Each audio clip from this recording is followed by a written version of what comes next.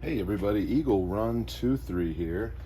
Now this video will appear on both the Eagle Reloads channel, which is documenting as I teach myself how to reload, and it'll also be on the main Eagle Run 23 channel because I feel like there's a lot of people who are interested in reloading. Maybe you're like myself, and I want to go over a couple of the things from the basics that you will need to get into reloading. We're also going to do a cost breakdown on each of those things. So we're going to start at the very beginning on the behind the scenes stuff, and we'll talk about some of the stuff that you need before you start reloading. So I chose the Dillon 550, the RL 550. It looks like that, and it's right over here. So as pictured here, it's quite a bit more because they've got an upgraded handle, there's extra bends, there's a bullet tray. You don't have to get all that stuff, those are extras. But the machine itself is around $500. I actually got mine for $495. I've seen them around $550, but it's around $500 for the machine. Now, if you want to get it with the extra stuff and the handle, then you're going to be looking closer to $600. So this is not the cheapest press. I actually jumped up quite a bit in order to get this press. There are much cheaper options. I'm not super versed in those, but I do know that there are cheaper ways. But I wanted to jump into this and be able to make ammunition pretty quickly. So there's a price on that. We're going to talk about dies and stuff as we get a little bit further in here. So I have a little journal that I write stuff down in, and then the manuals. I only have 2 manuals so far. I have another one coming, but it's not going to be here for a couple weeks. I don't know why. This is about a $10 book on Amazon. It is very cheap. It is printed, but it has information from several bullet manufacturers in it. Pretty handy, about 10 bucks. And then these books, the Hornady ones, are like $75, $50. There's Sierra. Everyone has a book. This one was highly recommended, and I also was able to find it for 10 or 12 bucks. It was on discount. Normally it's around 20, 25 bucks. But those 2 things are must-haves. You must have a manual of some kind. If you want to just do the $10 one, this will get you started. And again, we are talking about 9mm here. Okay, next. I already had a pair of digital calipers, and so I just put a new battery in these dudes and moved them. I wasn't using these very much, and now I'm using them virtually every day on the reloading bench, and they pretty much are always out. You're also going to need a case gauge. Now, while this isn't essential, I'm going to put it on the very nice to have list because we do want to make safe ammo, and this is a great way to check and make sure that you are making safe ammo. Okay, so next we're going to get into brass. Now, I started saving brass, and I was able to save a fair amount. These 2 bottom ones and this top one was all brass that I've been saving for the last couple of years. This is my 9mm dirty bin, and that's just where we go to the range, we dump them in there.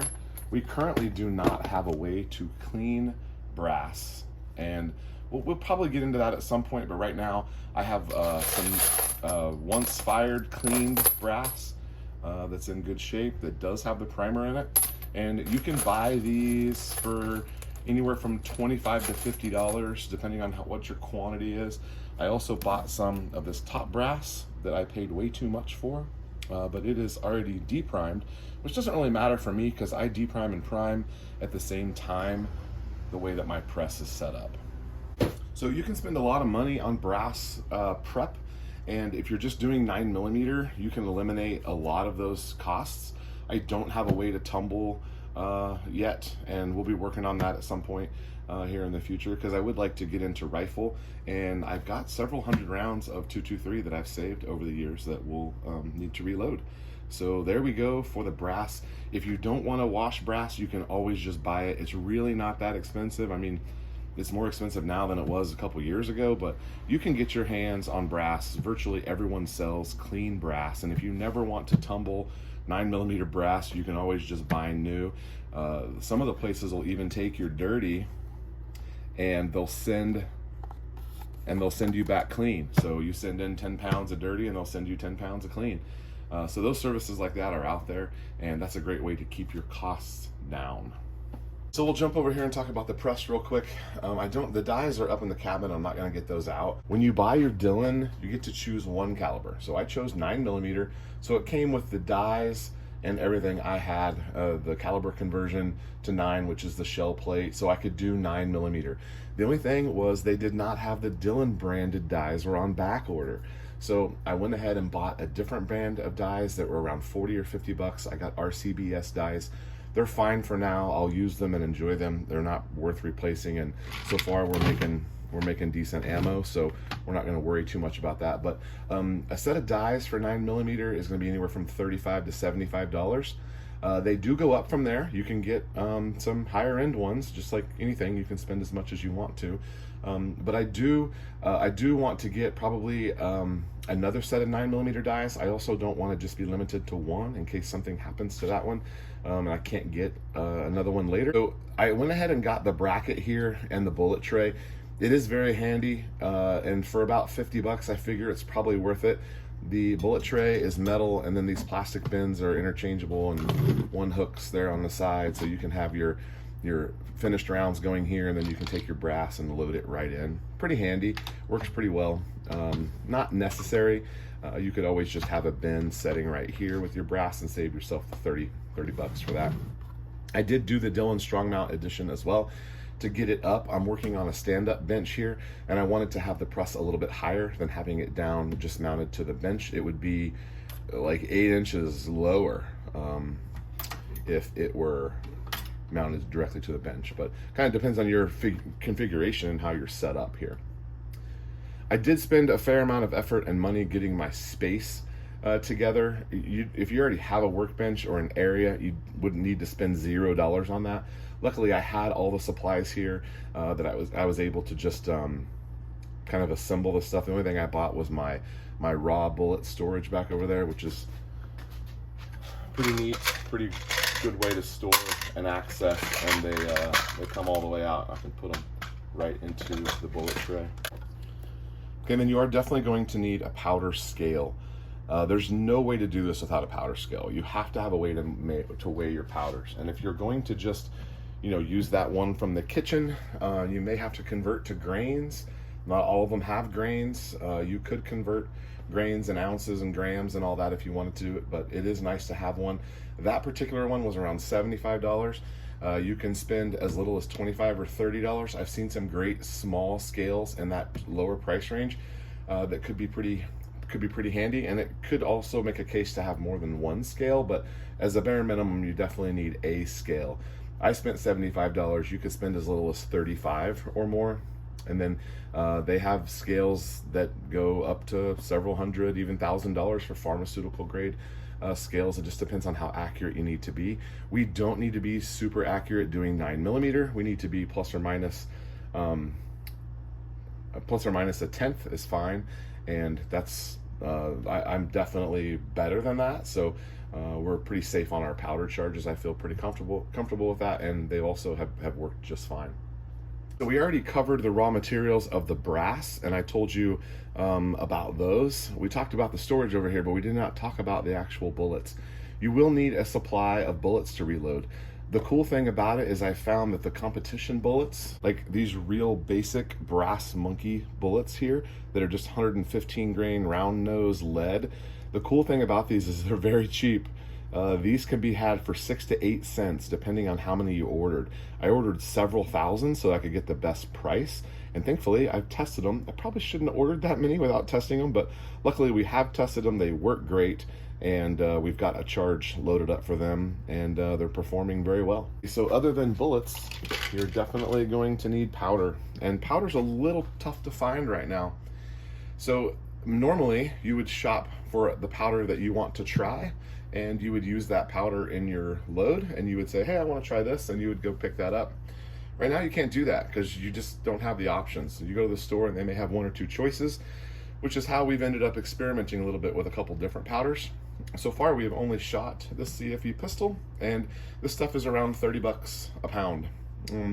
1 pound is enough to do 12 to 1400 rounds of 9mm, so it's just a couple of cents a shot, which is kind of cool. You're also going to need primers. Primers are very difficult to find right now.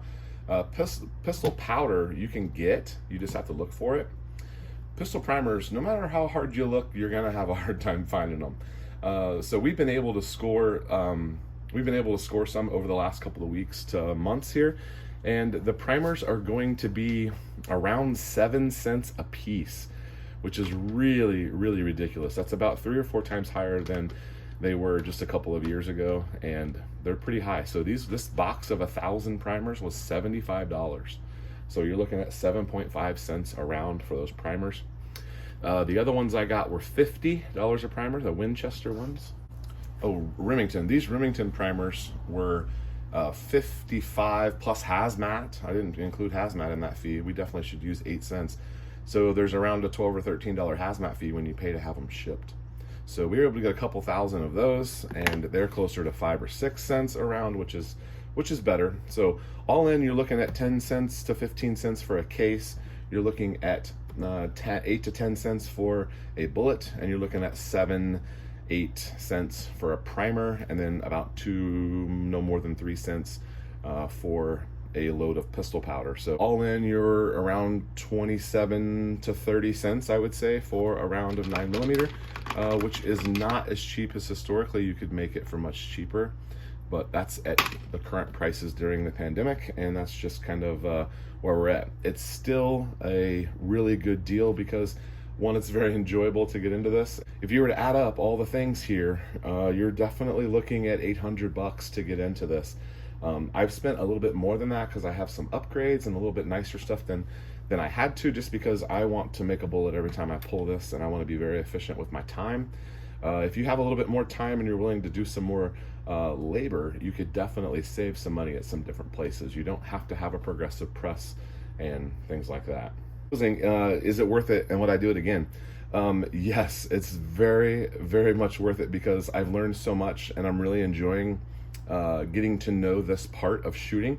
Been shooting for a very long time, but I couldn't tell you the overall case length of a 9mm or why that bullet needs to be more in or more out. And now those are things that I kind of know and I can look for. It's made me definitely look at my factory ammo way different, and I've always looked for ways to improve things, and if I can eliminate some problems on the bullet side, then I know that my technique is where the problem is. So that's kind of a good spot to be there as well. And then also, I was looking at, buying a case of 9mm, and if I buy a case of 9mm, it's going to be, a couple of months ago that was $800 or $900. Now you're seeing maybe you can get steel case for $300 or $400 for a case of 9mm. So realistically, if you were going to buy 2 cases of 9mm or a case of some decent stuff, that's what you'd have here in this press that you can make ammo for the rest of your life. Obviously you'll have to keep buying primers and powder, but if you keep your brass, you'll never have to buy brass again. I've kind of been looking at that when I buy factory ammo. It's like, man, I'm gonna buy factory ammo that I want to reload, and instead of buying steel case or aluminum case because it's cheaper, I can now have a better cost per use by using that case over and over and over time, and over again, and you can reload these 10 times or more. So there's lots of opportunities there to save even more money.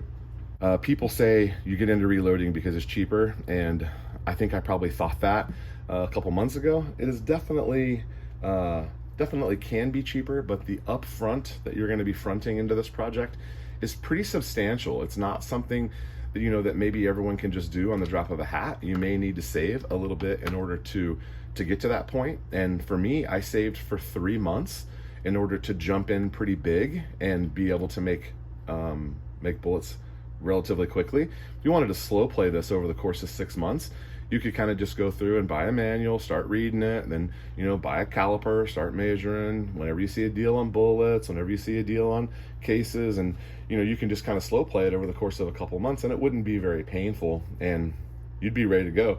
You save up a couple months for that press to come in, and you'd have everything ready, and you're starting to pull that lever and make ammo. I think that'd be a pretty great idea. Okay, Eagle Run 23, thanks for watching as we dive into this reloading. Make sure you follow the journey and what we're learning as we teach ourselves how to do this over on the Eagle Reloads channel. Eagle Run 23, see you next time.